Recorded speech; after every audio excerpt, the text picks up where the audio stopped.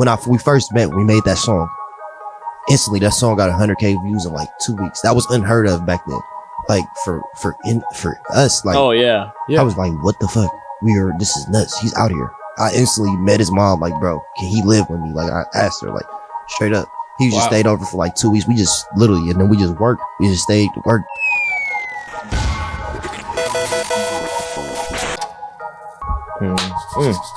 Welcome back, everybody, to another episode of the Soul Serum podcast. I pulled up with gang diamonds. They shine in my chain. Host Clay Bonine. I am joined by they ain't got their own route, so they gon' follow me. Co-host Tanner Mavis.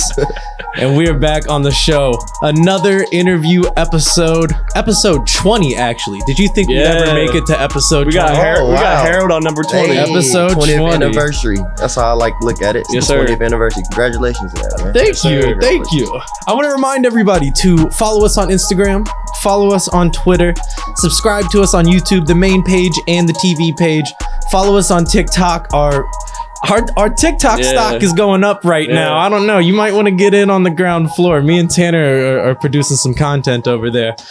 But enough about us, because like I said, it is an interview episode, and today we have a very special guest. He drove all the way down from Columbus to talk to us. You may have seen him in the DJ booth behind Trippie Redd. You may have even seen him producing for Trippie, or Lil Wop, or Elliot Trent, or even one of Soul Serum's personal favorites, SB Rich Nooney. Yes, sir. Joining us in the studio today, we have 808H, or Harold, or it's not Harold. Yeah. Either one you want to Can we get a clap from the studio audience here? Yeah. Makes me feel good.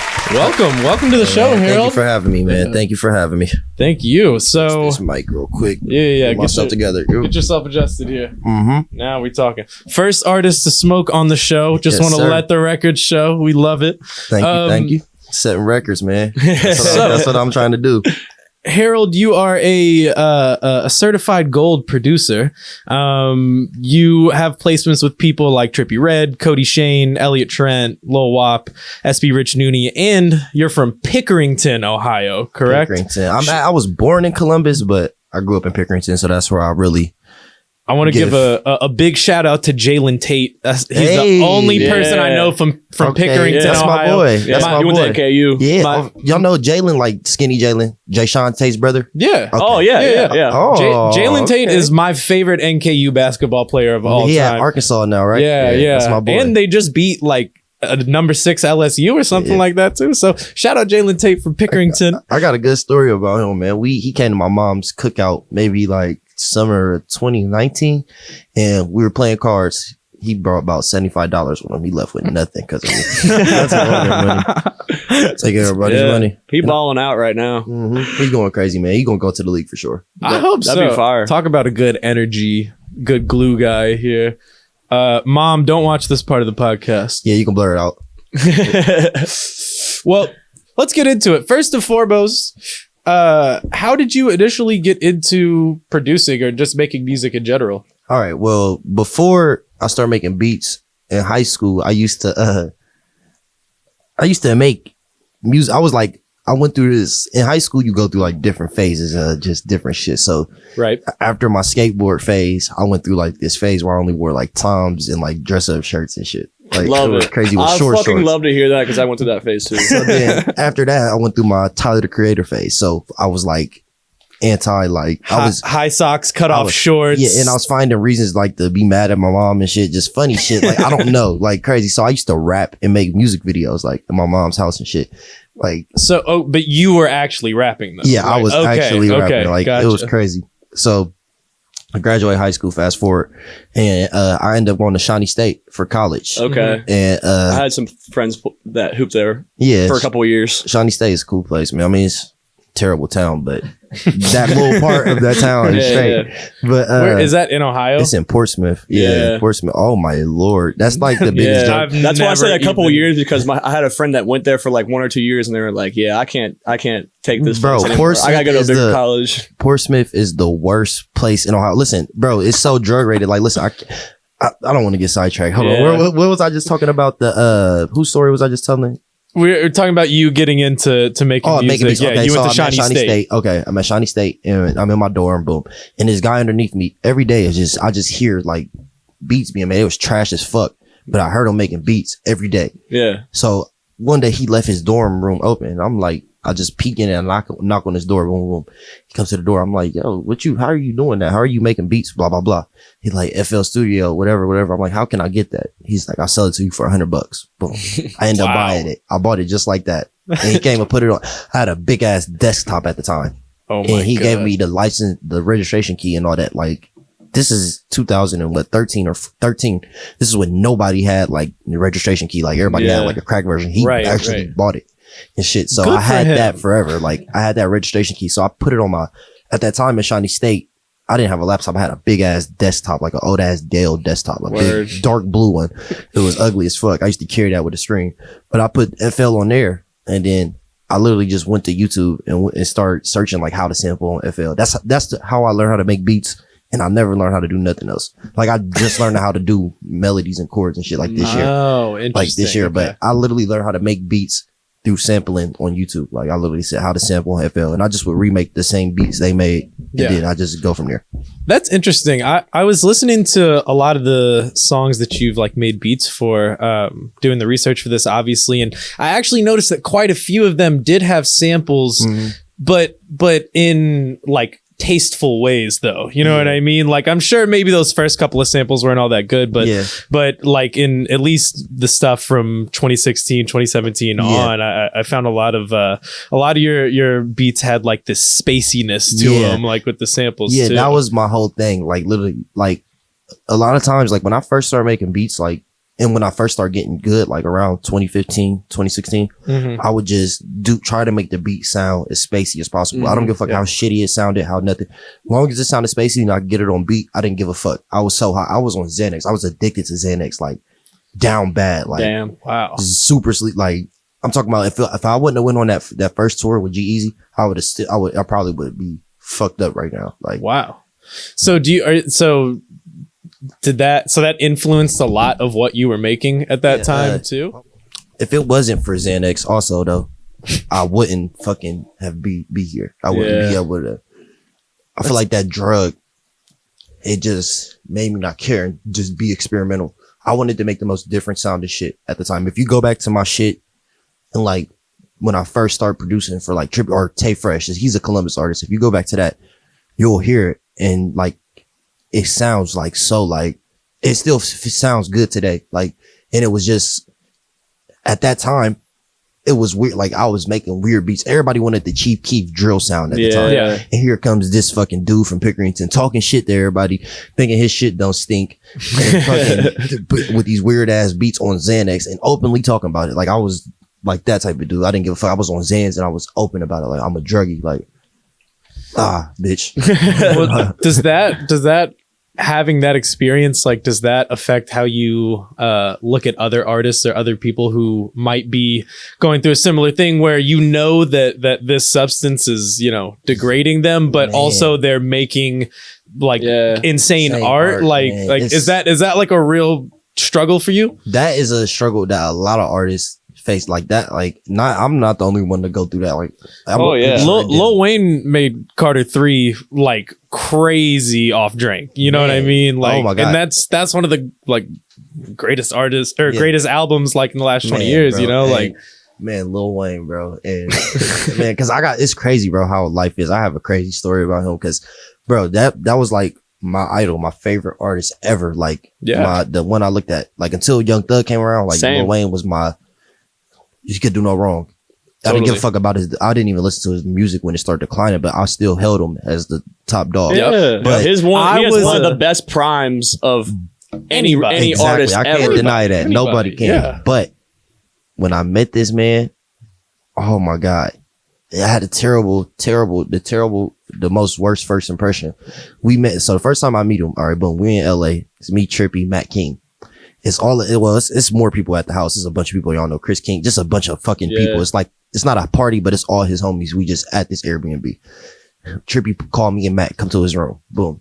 He like, all right, come on, ride with me. I'm going to take y'all somewhere. We don't know what it is. So we just hop in the truck with the security. Boom. And this is like 2017. What was that? Was that 2017, 2018, 2017, 2018, end of 2017, beginning of 2018. Mm-hmm. We get in the truck. Boom. We started driving and we pull up to this house in LA. You know what I mean? Boom. Security there. We don't know what it is. Trippie just goes in the studio. Me and Matt just sit out there. It's a bunch of bitches out there, like badass model bitches. We young as fuck at the time. 2017. How old am I? I don't know. How old am I now?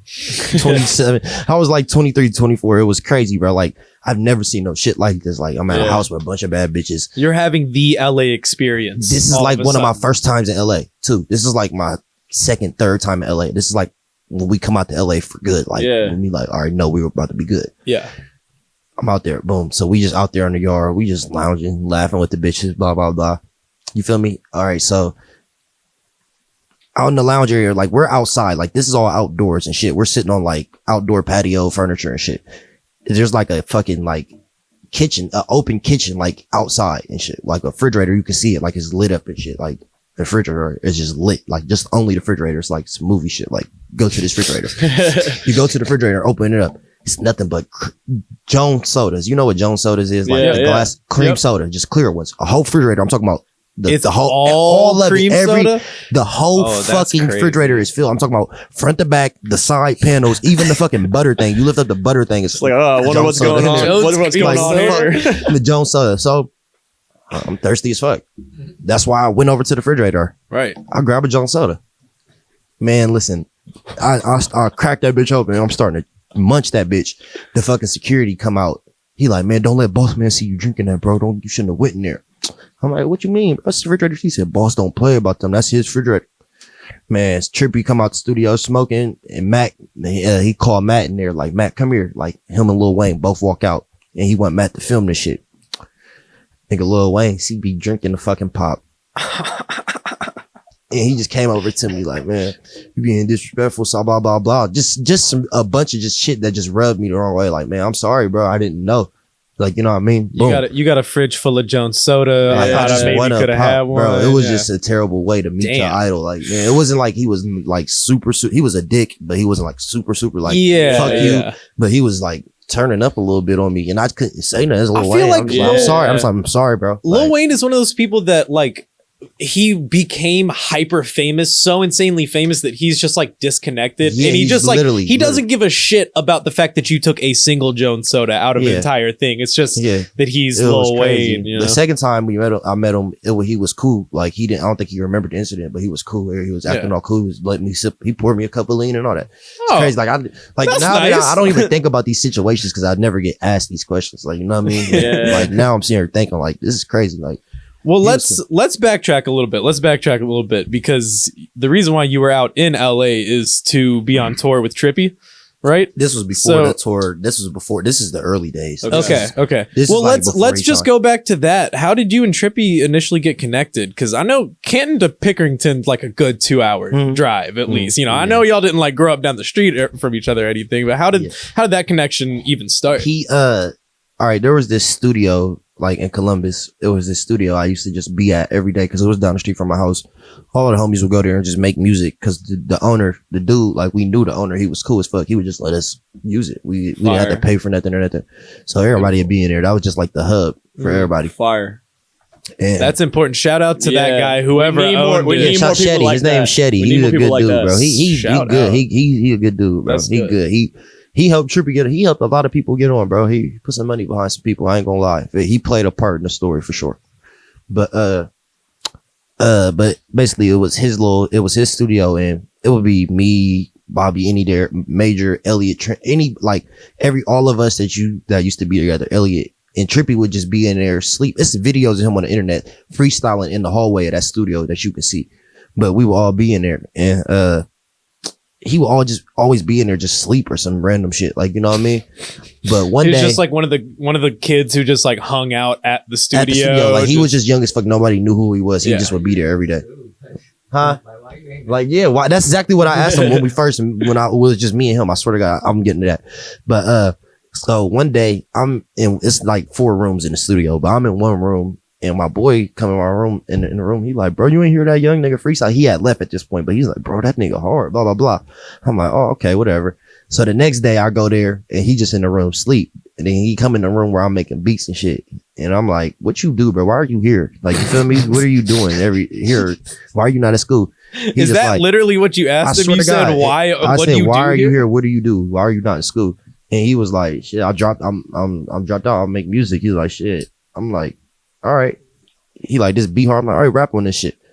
I didn't even like really, I was so, this is when I was on Xanax, but anything was possible at that point. Yeah. I engineered this fucking song, but then Elliot came and fixed it. Thank God. He came in the mid session and saved the life of the song. But the first song we ever made is called Rockstar. Like, yeah, I listened to it. And yo, there's like comments on that video that are like, this is Trippie's most underrated song. How is this? I just got tagged in the Instagram post about that today. Like, it's crazy. Like, I literally just got tagged in one today about that song. I forgot about that song. So, okay, that kind of leads me to another question I have is like, doing research for this, I went through this whole entire cycle of like rediscovering Trippie Redd because I'm listening to all the early Trippie Redd stuff.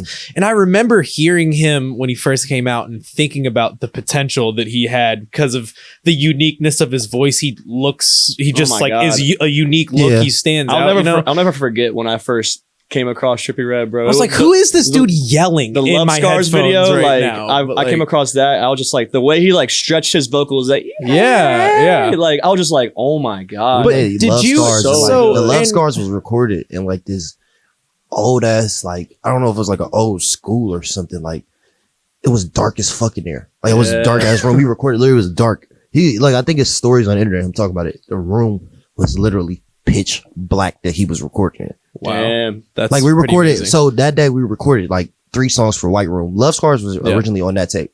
So that's where it came from, White Room. We recorded 3 songs. That Hurt to the Bone.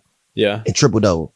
Like you can tell they all sound like same. Like they was all in the same session. Totally. They totally do. But he recorded them bitches all in the dark, bro.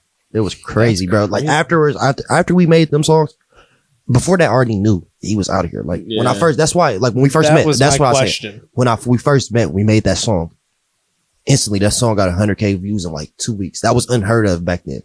Like for us, like, oh yeah. I was like, what the fuck? This is nuts. He's out here. I instantly met his mom. Like, bro, can he live with me? Like, I asked her, like, straight up. He just stayed over for like 2 weeks. We just literally, and then we just worked. We just stayed worked. Then after that, he left for Atlanta for like 2-3 months. But we stayed in contact. Like, I would just shoot him beats. That's what I was talking about. That's why I don't really like emailing people beats. But we made good songs through that period of time. But we also made a lot of songs that was bullshit that probably won't surface and shit. But during that time, that's when, like, when he left for Atlanta, and that's when I sent him, like, that's when I met Cody Shane. That's when he was like really fucking with her. And that's when I met well, that's not when I met Lil Wop. I'm gonna tell you how I met Lil Wop. But I would like to know how you met Lil Wop, because I feel like there are a couple, like, you know, there's certain songs that like take you back to a certain moment or a certain memory or something. Bombay, what is Bombay and Backwoods by Lil Wop takes me back to a certain point in my time, and I just was so happy to see Lil Wop's name doing research. Was going to be like, I thought he was going to be like 21 Savage. He really, I thought he was going to be like that, bro. Wop was crazy because he's crazy as fuck. Y'all don't even know. I got stories about that. I'm sure, bro. But no, I'm gonna just ask me that whenever I'm gonna finish the tribute shit. So that's when, and he's in Atlanta, and that's when I met Cody Shane, blah, blah, blah. That's when I sent him the beat for Love and Drugs and a couple other beats like Super Saiyan that he just put out. But, so boom, that happened. He come back to Columbus. Boom. He come back to Columbus, and he made a tape with Pierre when he was down there and all that. Like, he did a bunch of shit like that I'm just skipping over. So he came back to Columbus, and boom. So we're in Columbus, and he's just there, and we start working. I'm like, bro, let's make a tape. Like, and we just like, fuck it, let's do it. So we start working on the tape. We make that shit in like 2 weeks or some shit, like on some quick shit. It's like December. We make that shit in like less than a month, from like November to December. We put that shit out like, I forget, like near Christmas, around that time. A couple weeks later, Lil Twist DMs me because his Instagram got deleted. I don't know what the fuck happened, but Lil Twist DM me. They try to flying us out to LA. Like, boom. So fly out to LA.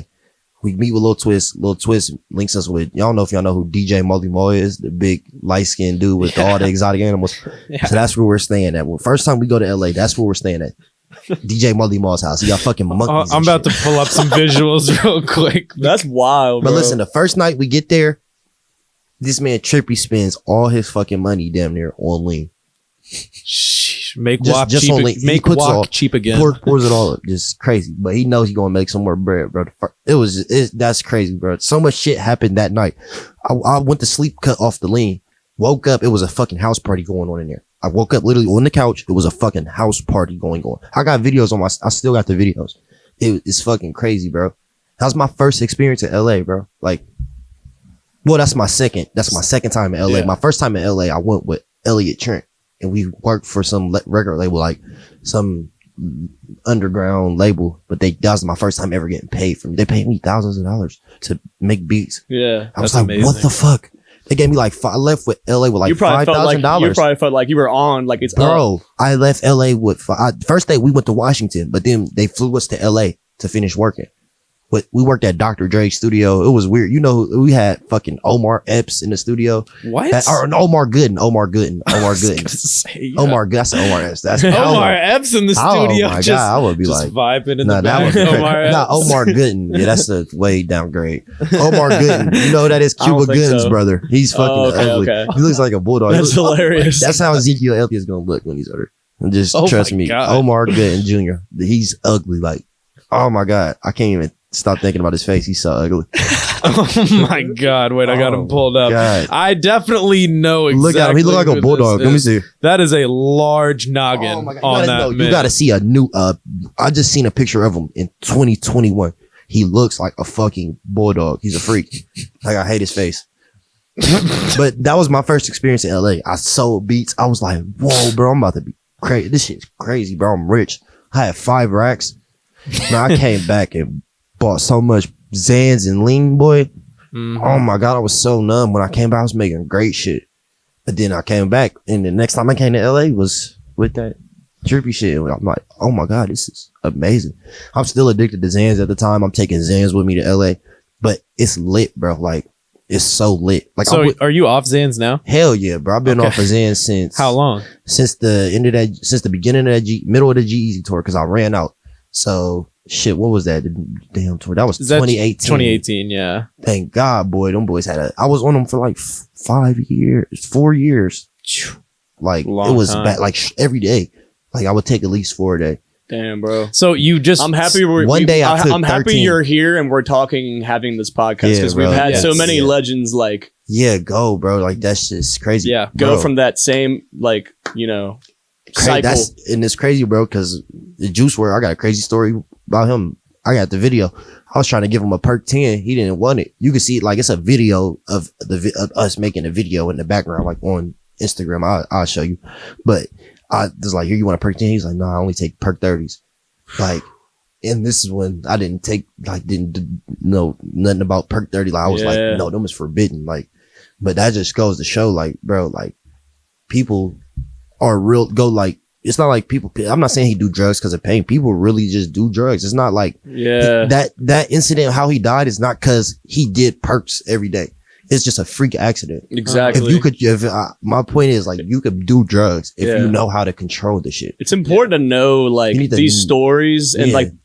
like Juice is really like talking through his songs and like he's actually like telling you how it is, you know what Yeah. I mean? Yeah. Like Yeah. it's not no like he ain't trying to glorify this shit like people try to say like the SoundCloud like scene was trying to do with these Mhm. drugs. It's like this is real shit, real Yeah, stories, bro. you know what I And mean? People do drugs because sometimes they going through shit, and that's the only thing that Mm-hmm. can get them out of that moment. 'Cause I think what's echoed a lot in Juice WRLD's story and Peep's story, especially in the documentary about Peep, is like, is there a way that the music industry can like set up, you know, infrastructure or channels to help these young artists who are doing drugs and then get a lot of money and then can buy all the drugs they want? Is there a way to help that? sounds Like, easier said than done. Yeah. There is, and there is, but I feel like, bro, it's not that some people do have really drug problems and stuff, but I feel like a lot of times these people dying are just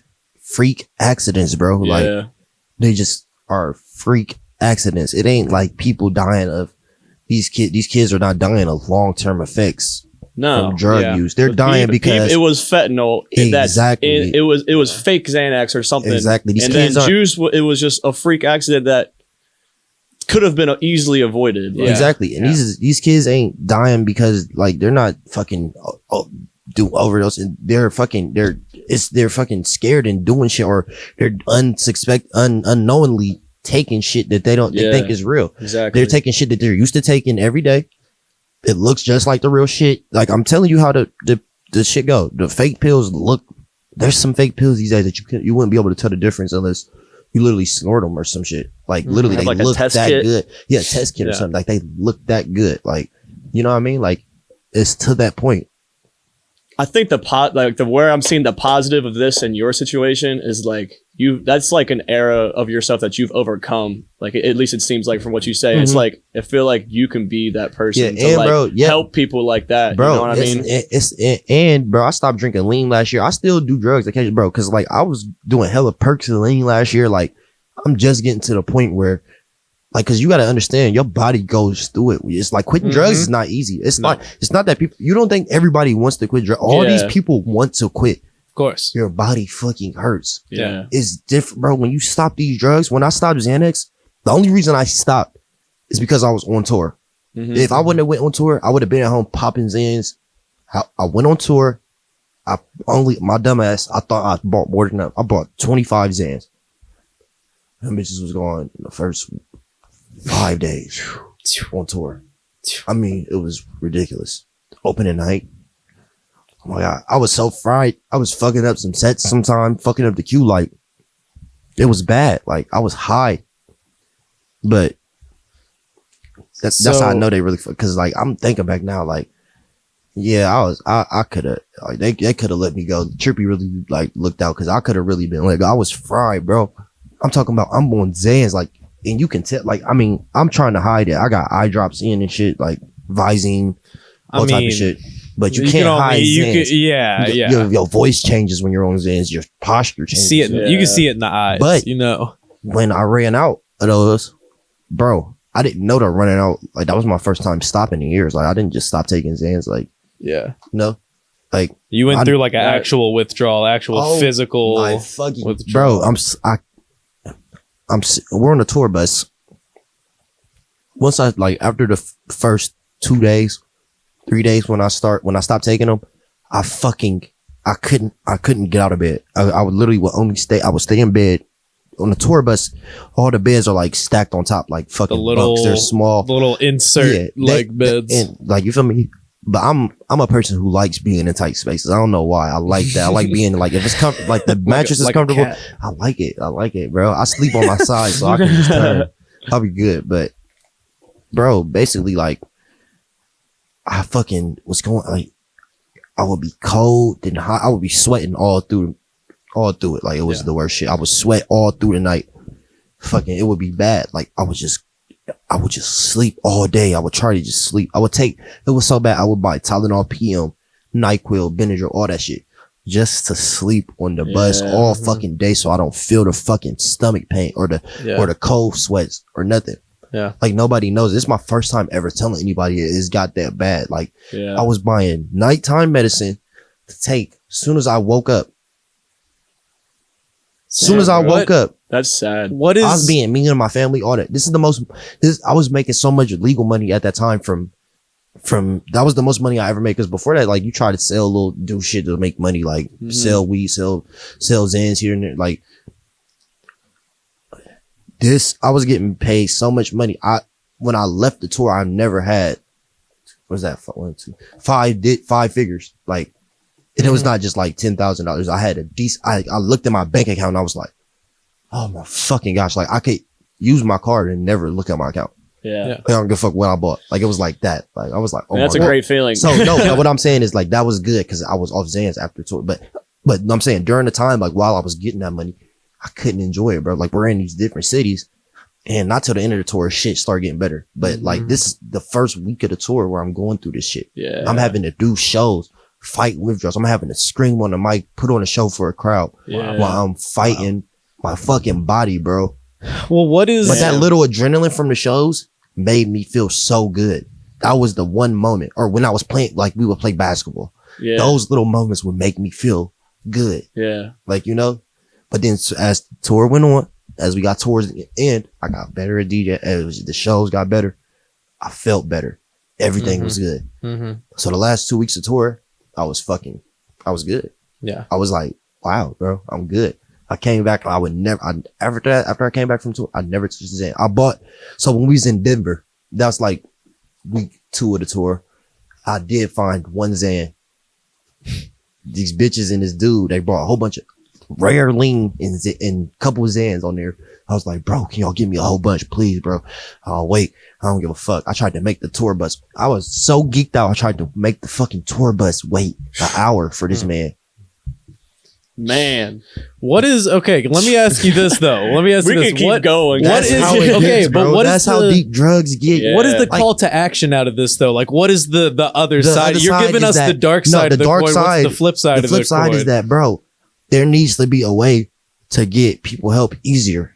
That like, I feel like all this shit, like the reason why people be scared to get help and why I was scared because that I didn't have health insurance at the time. That shit is, I feel like that's just gonna be an arm and a leg. Who do I tell? Like, man, my fucking body is hurting from stop taking drugs. Like, who do I tell that to?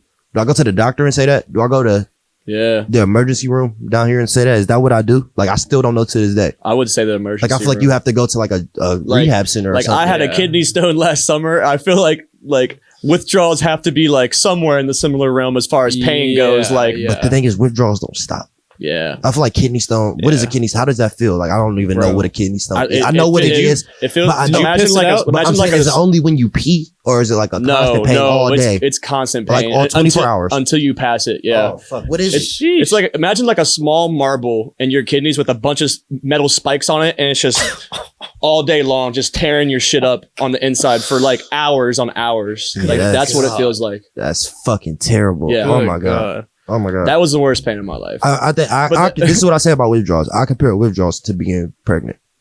Yeah, that's what they say about kidney stones too. Like, I can describe it as nothing else. Like, I couldn't imagine being pregnant. I'm so glad men don't have to be pregnant because that shit, bro. My stomach would be hurting. I would take uncontrollable shits for like 2 weeks straight. Like, I just got done reading the autobiography of Gucci Mane, and he talks about like the very last time he goes to jail, he just shit for 2 weeks straight. That's what happened to me. And he's like asking the nurse, he's like, what the fuck is wrong with me? There's something wrong with me. And she's like, you've been addicted to opioids for years. This is your body coming back and fighting back. Gucci lost 25 pounds just shitting on the toilet. Yeah, bro. Like, That's crazy. And that's what I'm saying. Like, there's no reason why like there should be a way for people to get help. 100%. If people could get that's help, where I the feel like labels people could would step stop. in though, for real. Like someone Yeah. like you that's on tour, you're with Trippie's camp. Trippie's signed to, who is it? Is it 10K? 10K. 10K Yes, projects. You know, there should be some sort of like resource. Like, okay, you guys are going on tour. It's obvious. There's going to be guys, you know, dabbling with drugs, whatever. Mhm.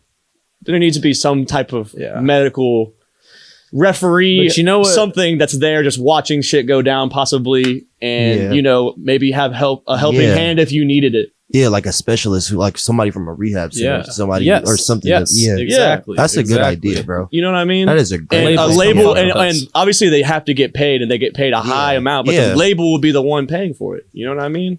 And that's But the problem labels right would, there. But That's labels the would problem rather right there. labels would rather soak up Juice WRLD's streams after his death. You know what I mean? Literally, Keep pushing that's this shit. it. That's it. There it is. The labels don't want to pay for that shit. They're not. No, hell no. Fund that, bro. Alright. They have It's problems. not in the funding. budget. I'm gonna take something that you just said. I'm gonna use it as a segue here. You just said taking up Juice WRLD streams. Speaking of streams, you know, there's a song that has over 1 billion streams. It's called God's Plan. I don't know if you guys Oh, have God. ever This heard is of what- it. I'm hoping we're gonna talk about this. Now, from my understanding, Harold, it seems as if you may have been the one, allegedly, to have played the God's Plan snippet at a what was that, an Animal House New Year's Eve party. Man, I don't mean to go. Yeah, that's cool. I don't even care. It's good. I mean, it doesn't matter. The song's got 1 billion streams now. It doesn't. It's the way everything. I don't mind talking about it. It's cool. So yeah, bro. What happened basically is How do you? Could I just like? How do you play like an unreleased like track like in a DJ set. Is there like DJ rules? First Like, of are you all, allowed to? When you do it, that wasn't my first rodeo. That wasn't like the first time I played unreleased music. Yeah. Mhm. That's just the first time it went. Somebody had the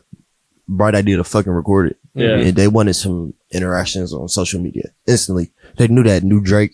At that period of time, nobody has heard Drake album in like 2 years. Like he didn't drop nothing in like 2 years. I think that's what it is. Yeah. It was crazy. Like people was like, "What the fuck?" So anything Drake would have just been talking on that song, not even rapping, it would have went viral just because it's Drake and they didn't hear it in years. So it's New Year's. Get booked the DJ the party, the Animal House party, boom. And I had the gospel record. I've been had it because when Trippie first got it, we was just like, "What the fuck?" Like, hold on, who? Drake sent the song? Whoa, what? Like, It's pretty wild. but we low-key didn't understand the magnitude of that song. Yeah. Like, we just took it like, all right, because he was Trippie. This is when Trippie first coming up. So we like, man, fuck, nigga, he popping. Nigga, like, nigga, fuck this. We about to be the top dogs. Like, Yeah. you feel me? His shit couldn't stink at the time. So, and he just blew the song off a little bit. So when the time comes around where he wants to really start working on it, he's sick. Like he's actually sick. Yeah. He can't work. He's trying to, but it don't sound right. Mm-hmm. So, and mind that I play another Drake song tonight, that Diplomatic Immunity, but I got that from a football player from the Giants. So, so I played that, but that one didn't happen to go viral. Wait, hold on. Is this player still on the Giants at this moment, or is he on a different team? Maybe a little bit closer. He's somewhere else. Okay. All right. Yeah. That's fine. That's my only question. Anywho, but he yeah. Diplomatic immunity, bro. So the night comes in, bro. Like, so my manager now, he's my manager now. At the time, it was just my friend Jordy. That's who booked me for the party. He knew I had this song. They wanted me to send it to him so bad, but I just never said I was not gonna send a Drake record out to nobody. Yeah. So, but all night they kept saying, "Play the Drake record. Play the Drake record. Play the Drake record." They knew, bro. He was in my ear all night, but I just wouldn't bite. Then I started getting drunk. Yeah. And you feel me? It's getting closer to midnight. I'm the main primetime DJ. I'm fucking shit up. Roger come over. This nigga, my boy Raj, he played for the Giants at the time too. He fucking had a fucking raincoat on with no shirt under it or some freaky shit. It was crazy. And he was just going crazy. He was gassing me. Like, he You had to be going crazy that night. He bro. like, play that shit. I had dreads at the time. I'm like, yeah. So I'm playing. I play it first though. I play it one time. I just throw it in the mix. Boom. I mix it in with a regular record. Bam. That bitch is playing. You feel me? Nobody really caught on that time. Yeah. Yeah. Burn, burn, burn, burn. I put the Trippie Redd tag. I love Trippie Redd. Dun, dun, dun. God's playing. Start playing. Dun, dun, dun. Play the. I love Trippie Redd. Just now. By that time, the ugly dude, you can hear him. He must have called on the first time, like, oh my God, this is Drake. And I think Jordy is gassing, like, this Drake. It's on release Drake. He all drunk and shit. Everybody just gassed in the moment. So I run that bitch back. Oh my God, dude, just start capturing the moment. And then Dude, I've been looking for the original leak video all fucking day today. It's right Do you have it? Do you have, bro? I have been looking. I'm about to show you. I've been looking for that video. I found like a random one, but I'm like, that's not the original one because I remember seeing the motherfucking leak. I'm about to show you. I want to see it. I'm about to show you. It's on Hot New Hip Hop. I was reading an article last year. I swear. I'm about to show y'all. It's crazy, bro. A snippet of Drake's. Hold on, let me see. Watch this shit load. This shit's crazy, right? Like, the song is rumored to be called God's Plan. Supposedly features Trippie Redd. Here it goes. Hold on. Wait till this shit load. Shout out to the NFL player. For who was the it? NFL player who gave the NFL player gave it to my boy Roger. He gave diplomatic immunity to my boy Rod. Drake really went crazy on diplomatic immunity, but nobody like wants to care because it also came out on the same thing as God's Plan. So it's like, why would you remember? But he spit crazy on that. I just want to let the record show. That was a little 2-song drop Yeah. that he did. Yeah, He gave you the pop star Drake, and then he gave you the bro. I remember when I'm a rapper Drake. Yeah, The remember me? I got bars. My name's Bro, Aubrey. it won't. I don't got servers there, It's- so the video won't load. But here's Oh, the okay. here go the Yeah. article. Like you can literally see the video. Hold on, bro. This shit is really fucking crazy. Like All right, all you gotta so do is type in Drake's guys playing hot new hip hop, and then it'll say snippet with Trippie Redd services or some shit. It's an old ass article. Go up, that's 2019. This is 2018, but Drake's God's Plan video was reportedly a giant cross-marketing ploy. Harold, what do you have to say about that? There's a lot of conspiracy theories. But bro, I swear, if I had servers, bro. No, it's all good. It's all good. So we can check it out after we get on. Yeah. Bro, it's literally. So then you play it the second time and somebody's recording it. Do you realize that somebody's recording? No, or you're I just realized going, it the next day, like literally the next day. It's like early as fuck in the morning, 6, 7 in the morning. Trippie's blowing my fucking phone up. I wake up out of my sleep. Boom. It was just a terrible night, bro. I was with this girl. Man, we didn't even have sex that night, bro. She was so fine. Like I took her to New York. I thought it was gonna be my first time having sex with her. I didn't have sex with her. I'm getting blown up to these calls. Trippie blowing me up on FaceTime. Boom. He's like, bro, what the fuck is going on, bro? What blah blah blah. He's like, why you put that song out? I'm like, what are you talking about? I didn't leak nothing. Like a leak. When I hear leak, I think I put the actual MP3 on SoundCloud or some shit. No, I played the record. I played it, but I didn't know that it went viral. I woke up, that shit had thousands of retweets. Like that's before Twitter was getting like 10,000 retweets was common. Like you see how everybody can do it today. Yeah, that wasn't a common thing like 4 or 5 years ago. Like you know what I mean? Yeah, 3-4 years ago, even. But bro, after that, I was like, what the fuck? This video is no longer available due to a copyright claim. Damn. So maybe Drake's label went through and just said, yeah, that's the original article. I swear it's probably somewhere out here. That's the original article. It's probably somewhere on the internet. I will find it, but that is the original article that has the video. Yeah. The dude's Twitter is on. The original video is on Animal House Instagram, I believe. They got it in like one of their like videos where they're talking about the moment, where William's talking about the moment. I'm gonna show you. It's a snippet of it where he's talking about. They basically make like just saying like why making it seem like they played the song. Yeah, I think I watched that video like of the interview.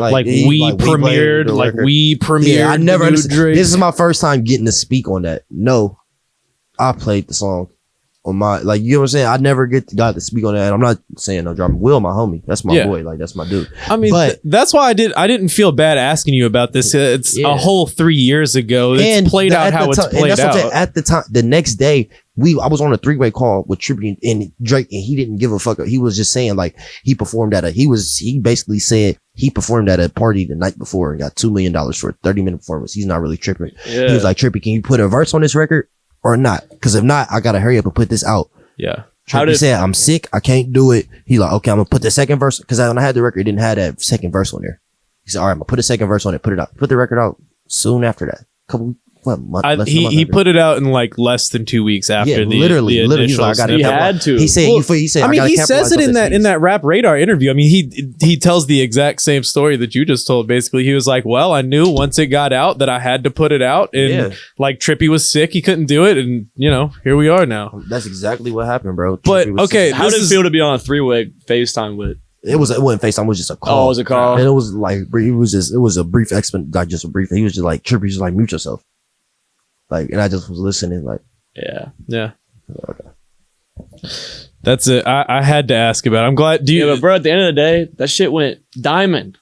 Yeah, and because you leaked the shit. Like that might not have went diamond if you didn't leak. The shit. Right. That's okay. That's really the point I wanted to get across with all of this. Is that like anything, anybody can say anything about that situation. Not leaked, but played it at a party. Drake may not have released that song if you hadn't and the thing is, like I wasn't looking at it like leaking it or playing it or like it going viral. I wasn't looking for that moment. I was simply trying to provide a good time for the people I was playing music for, and trying to just like a promote special moment. promote my homie's brand. Trippie, I put the Trippie tag on it because I'm trying to make people associate Trippie Redd with that song. So when they do hear it with Trippie, they're gonna be like, "Oh, I heard it here first." And people won't believe it. It'd be like a myth. Like people be like, "Man, this dude played this song. I swear, I heard this before." I didn't think somebody was gonna record it and it was gonna go viral. Of course I wasn't trying to ruin no record between Trippie and Drake. And Trippie understood that and Drake understood that. Yeah. They understood it wasn't no ill intent. I wasn't looking for no out behind that. I literally just played this fucking song. You read the room, you knew what the room needed, and you played the new Drake. Exactly. All right, let's bring it back to be a little bit more local. I just want to talk a little bit about Ohio music, because I think now more than ever, as somebody who is not from Ohio, I'm from Kentucky, but I've kind of, learned a lot about Ohio since I've started living up here. But what's been going on in the last couple of years? It seems like Ohio's starting to get a little bit of a recognition, in a lot of different kind of pockets of music too. And as somebody who's been in this music scene in Ohio for a while, is that something that you've watched happen? What do you think about it? I feel like the internet is inspiring people to be anything. People are realizing, like, behind the phone and the camera, you can pretty much do anything. Like, you can be anything you want to be. Like, you know what I mean? So a person who doesn't know anybody from Columbus, Ohio, can sit in his room and make the best music and become a sensation right under people's noses. Like, and that's how it happens a lot of times. What happened with Trippie with you, bro? Like, and it happens like that, like with a bunch of different genres. Like, whether it's like I see the people that you guys work with, and I'll be like, how did I never heard of him until I see that y'all work with him. And it's just like, this person goes under my nose, but he has a fan base. He matters to a bunch of other people. And you would never know just because we're not in the same world, or just not exactly. We're just not informed, or people are just, Ohio's just not banded together like that. That's what's happening. That's the problem with it. People are really like, Ohio has talent and people are starting to take notice of that, but there's no unity. Nobody just gets behind the person who has talent. Like, you see other cities champion their people, like how LA champions. I've seen you talk Kendrick. about that when you're talking about Noonie highly, like on Twitter. Like, you're like, this is him. This is the best shit, bro. Like, I'm not saying it because if I didn't make music with Noonie, I would still say he's making the best shit. I would still say he's making the best shit. Like, get behind it. Like, why don't y'all get behind this shit and let him open other doors for other people? Instead of just hating. Like, it's not even that people in the city is just not supporting. Like, that's fine. Okay, if you're not just supporting and you just listening to what you listen to, that's fine. But people openly go out to fucking hate on you. Not only do they just not like your shit, they go out of their way to talk bad about it, like, and to tear it down and to try to tell other people not to like it. Like, bro, just don't like it. Just don't like it. They have that much time and energy to put that. That's why I just don't like it. Imagine if they that's put cool. that into and it's themselves. fine. No, what I'm saying is, and I don't give a fuck about that. I have thick skin. I'm very opinionated. I want people to criticize my shit. I'm just saying, like, people will. They not only. It's not even to the fact of them hating your shit. They start hating you as a person. And start saying, "Look at the way he's dressed. He ain't got no jewelry. Look at his car. He ain't got shit." Putting this picture in this label on you because of the internet, or because of what they deem cool at that time. Like, whatever they deem cool at that time, or what's money, what symbolizes money. If you're not doing it, then somehow you're not happy, or you're not good in life, or you're not. I got some friends that have multiple businesses that you would look at that you would think they're just rappers, or you would think they just not like, you feel me? People probably just judge them and don't think they got money, or think they got shit going on. But they got enough money to buy the whole family, like, just more money than you would even think. Like, you know what I mean? And it's just like shit like that. Like, people just want to judge you. They'll hate on you before they hate on your craft. You could be making some shit and they just don't like you as a person, so they'll say your shit is shitty. That's real shit. Most people that hate are not even listening to your shit. Like, if they actually took the time to sit down and listen, like, they would at least respect They it. at least respect it. Yeah. Like, Yeah. but people don't do that. Literally. They'd rather make their own, narrative about you. Can you shout out a couple of your like favorite recent artists or projects coming out of Ohio? Not just Columbus necessarily, unless you want to do all Columbus. Yeah. You mean like that's recently came out? Yeah. Like, who's your favorite artist like right now? Yeah. Like in Ohio that are coming up that you think like have a chance to make it? Well, Noonie, obviously. Yeah. But we believe that biased. too. I think We've been vocal about that on this podcast though too. Yeah. I see it with Noonie. the thing is, listen, this is what I think, and it's so with different people, it's different shit I see in different people. Like I know with certain people, what I can do.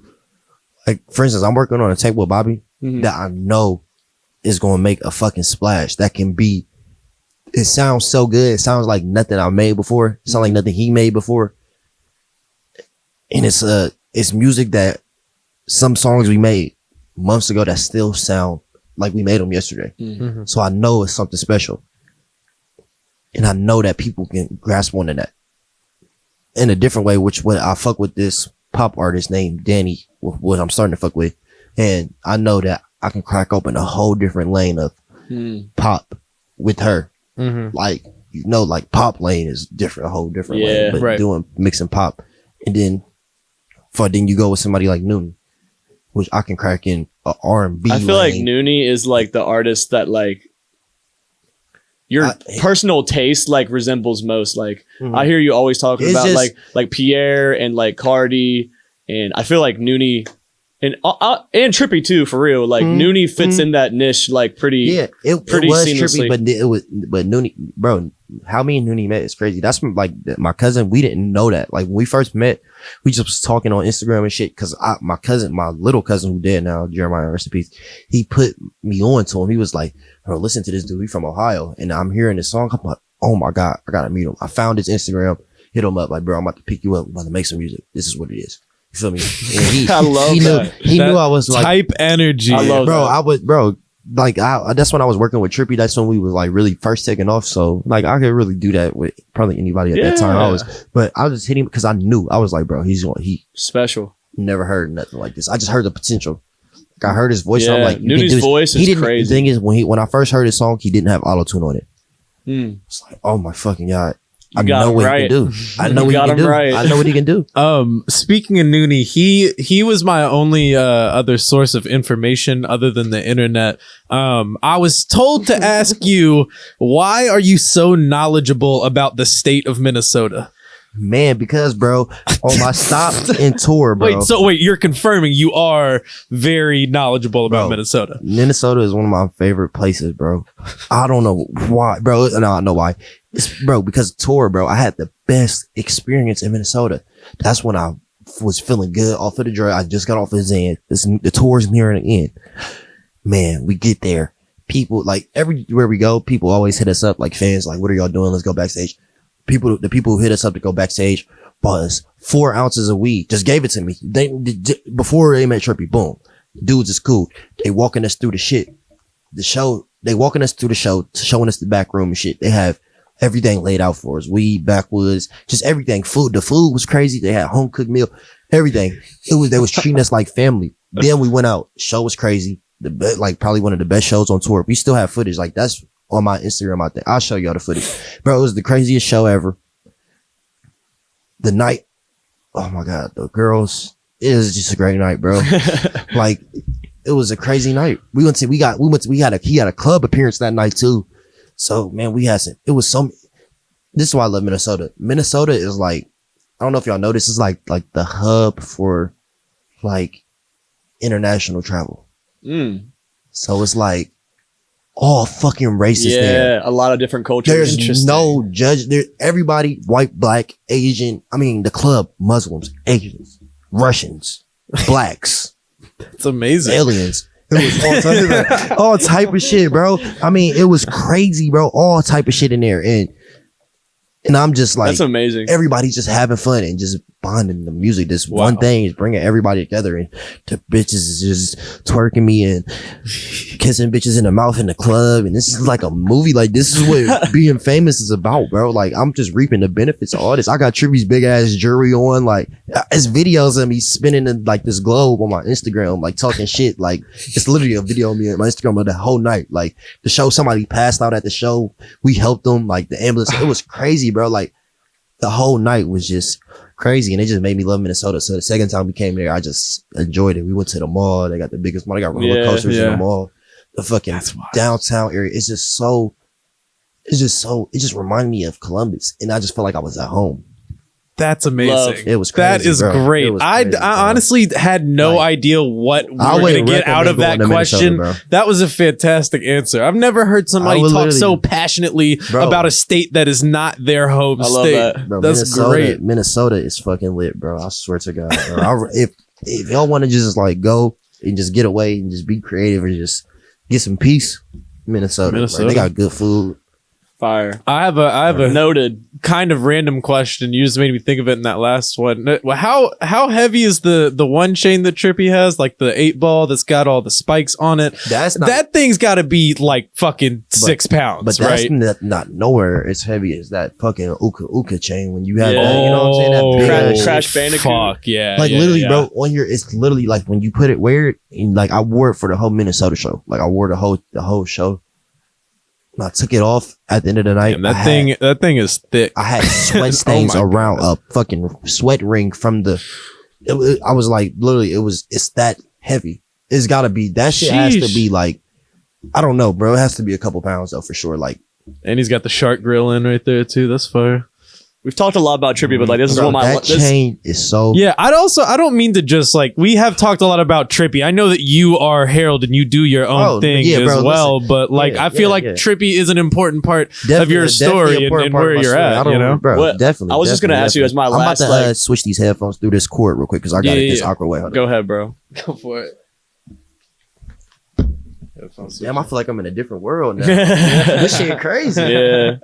I was gonna ask you as like one of like my last questions as far as Trippie goes, like what your personal like favorite like era album of like Trippie that you hold like close to your heart and you think is his like by far like his best like era, because there's a lot of like era, like there's a lot of different like I got the discography pulled that up. Trippie has like kind of gone with, and now he's releasing like it seems like he's like his work ethic's crazy. Like I feel like the peak. Hold on. I feel like the peak Trippie, like the best, like where he's at his best, is a Love Letter U3. It's so diverse, like it's everything, and it's everything is crafted well. The project flows well together. It sounds like one project. There's so many different sounds on there.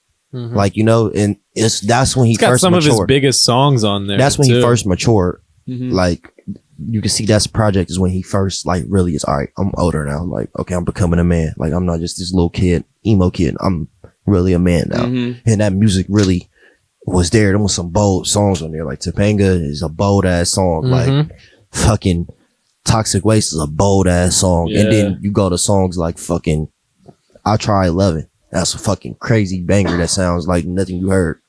This is a bunch of different movies. This also came to me too, but like, how did the Travis and Trippie song come about?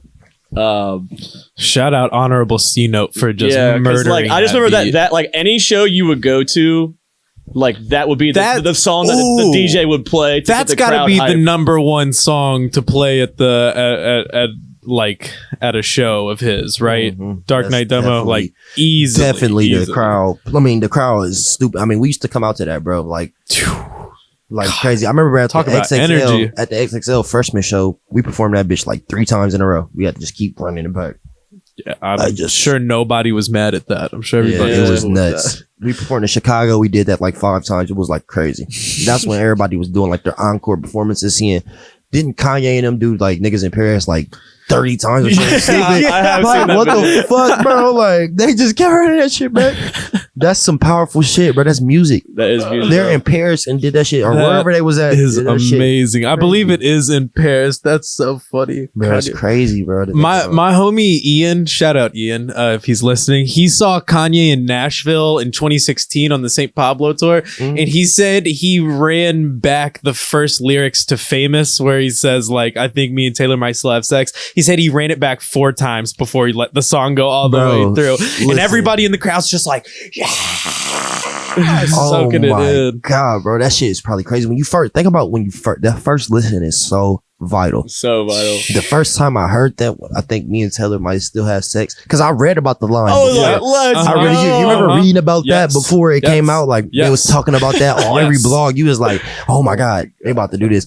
That's like the Pitchfork era. I was really like, that was like the end of it, but I really loved the Pitchfork era. I loved that. That's like early 2016 is when that album came out. Oh my God, was life crazy right now? That was life was fucking crazy, bro. Like just seen the video at like the Yeezy season show with like Kid Cudi, Travis, and Kanye, Garden. and then like that was a crazy. Yachty is modeling in that show with only to blow up a couple months later. Ian Connor. It was just like all of my favorite like cultural influences and music and fashion and everything all came together, and it was just like pure. It was just so pure, like a moment in time, and like I don't know. 2016 is really that when was a shit staple. changed. Like that was a staple in history. Like it is a crazy moment, bro. Crazy moment, bro. Damn, that was in Madison Square Garden, wasn't it? Yeah.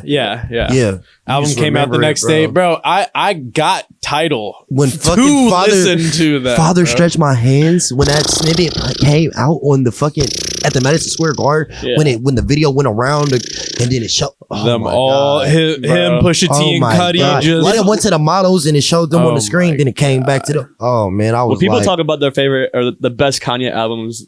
Life of Pablo is slept on, bro. I think so too. I think so too. Twisted Fantasy is the best, like the best, like obviously the best, like the perfect album, but that is a fun album. Yeah, and that's a good album. What's your okay? Because Twisted Fantasy is the best, but what's your personal favorite Ye album? Life of Pablo. I listen to that still. Still amazing, same bro. No More Parties in LA is the last time Kanye rapped like that. How do you got Ultralight Beam? And then into Father Stretch My Hand. That was when Chance the Rapper was still relevant too. Bro, that is a designer better wake up every single day thanking Kanye West for making him. He be talking shit about Kanye sometimes. Really? So we're speaking about Kanye. Obviously, he's a big influence to you, and also you are. I see you on Twitter especially when Whole Lotta Red was dropped, bro. You were We gotta talk about Whole Lotta Red. You don't know I was a big Cardi fan. You didn't know that's on my Insta page. No, your Instagram story the past I don't know 2 months has just been. I'm gonna give you all my personal page, bro. Bro, my whole just been Cardi songs the entire. Yeah, we gotta talk about Whole Lotta Red, bro. Yeah. What do you think? What do you think? Give us your rundown and opinion. It's been out for what? 2 months now? It's Christmas. Yeah, since Christmas. So 2 months actually to the day right now, as a matter of fact. What are you thinking as far as cultural impact, the future of this type of wave that Cardi is going for? And yeah. I think Cardi, obviously, I don't know if y'all can hear it now or if y'all been peeping, but everybody's trying to rap on beats like Punk Monk and fucking like Filthy. On those type of synthesizer real beats. Even when I first heard them, I started using synthesizer beats. Like I want to make shit like this. Yeah. That's how a test how great it is. No matter what people say, it's influence. It takes the culture. Crazy, It takes the culture. People start making shit like it. So it's obviously something. It resonates with people. So when I personally first heard the album, I knew it was like. First of all, I already could tell that he kind of made that album recently in the past couple of months. Definitely. You could tell, but I still liked it. I first listened, I was like, "This is not what I expected," in a good way. Because when I heard the shit, I was like, "Oh my God, he rapping on a dirty beat, and this is disgusting. Like he being disrespectful." Okay, Then another song comes and he does the same thing. Yeah. Then he does it for 7 songs. I'm like, oh my God, he really did this. He's going with this vampire, and he's really doing this vampire shit. I love that he leaned into the vampire and then he played, and then I like bro. how he playing with No Homo, playing with the gay shit, like No Homo. I'm Yeah, all for the like I how got he's me like some playing, thoughts. like They thought whether I was he's gay. not telling people like he's teetering, like that's No. beastie, like, and he's all for it. Like I'm all for that shit, like. Bro, That like, shows me that Cardi knows what's going on, because people are like, Cardi, Yeah, and how he- gay vampire, and he's like, and how people really? think how he Okay. don't post how he's just in the cut, but he be on his friends' accounts. He sees yeah. everything. Yeah. He's talking to these snippet pages, to his fan accounts. Trust me, bro. All these artists is. Yeah. That's what these artists do. That's what You got the to. new age is about. It's all about community and Yes. inclusion, bro. Like Mhm. people want to feel in tune with the artist. Yes. People want to feel like they know the artist Bro. without meeting them. Those fan pages No, are when you- so crucial. When for you artists. feel like you know the artist and you can resonate and you know him personally, he can do no wrong. None of his music is shitty, Yep. and you build a lifelong fan. Mhm. You're gonna grow with him. He's gonna make his memories to his life to your music. Yep. He got me. That's real shit. That's He's how it gonna make happens. his memories to his life to your music. Yes. That's how it Yes. is. His Because that's how it memory- is for all of us. Think about the best moments of your life, and think about who you was listening to Yeah. for the best moments. Yeah. It's probably like the same couple people: Yeah. Lil Wayne, Uzi, Cardi.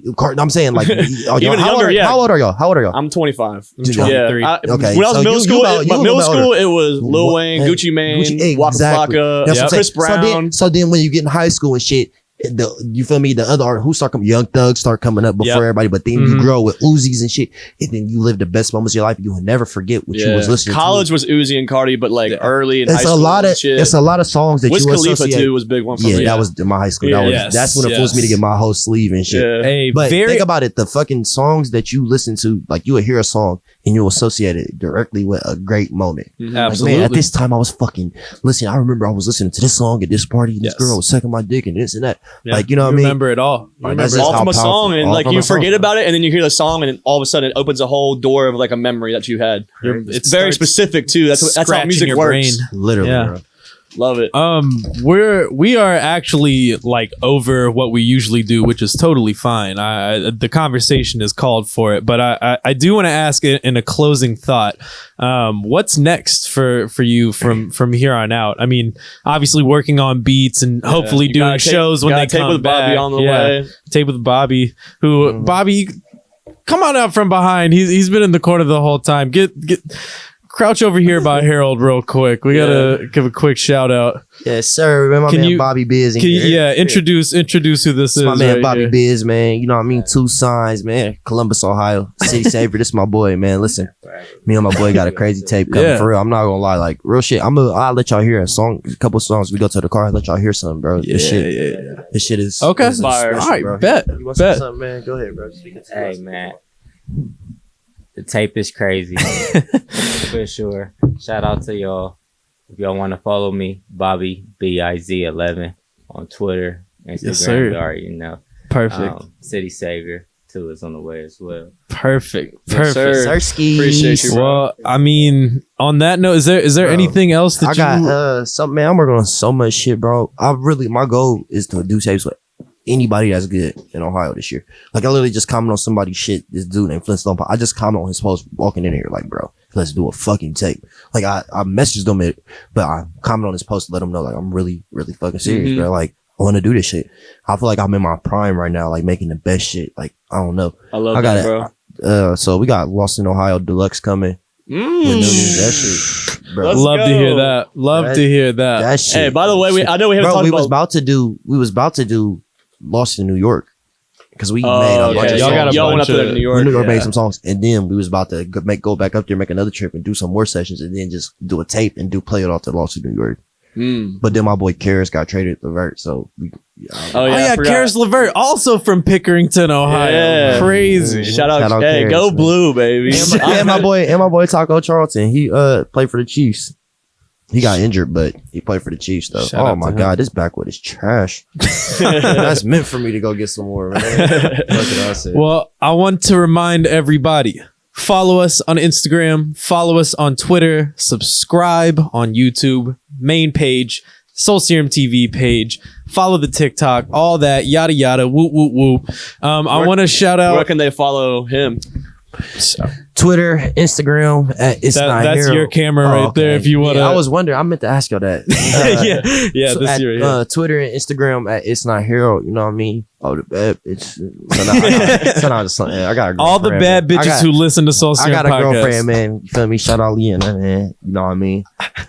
You, I was wait, just playing. did Don't you be mad just? at that. You I was just. just playing, for real. You might gotta edit that out because she gonna be like, We'll put a beep. We'll put a beep over like. I Uh, was just playing. See, comedy. I'm an actor. I can do that. I'm just a character. See, improv. as always, Love it. I am your host Clay Bonine, Co-host Tanner Mavis. I am your third host, Harold Sullivan. Yeah. I like and we'll that. see y'all next week. Deuces, appreciate it, Harold. Thank you, brother. Sir. Later, y'all.